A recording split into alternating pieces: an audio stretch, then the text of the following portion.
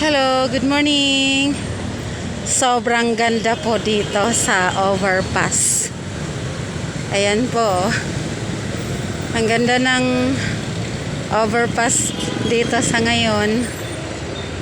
Ayan, dito lang yan malapit sa amin sa labasan.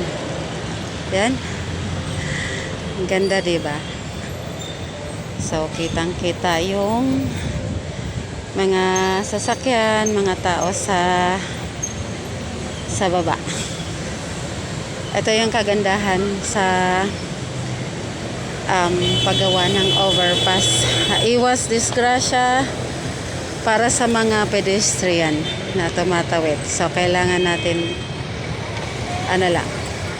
akit tayo. Huwag nating pilitin nating sariling tumawid sa kalsada or sa highway kasi delikado talaga. So, mas magandang idea na may overpass para yung mga tao naman dito mismo sa overpass tatawid para iwas disgrasya. Okay, so sobrang busy dito sa syudad. Talagang kailangan alerto ka palagi kasi delikado. Yan po. O siya, sige po.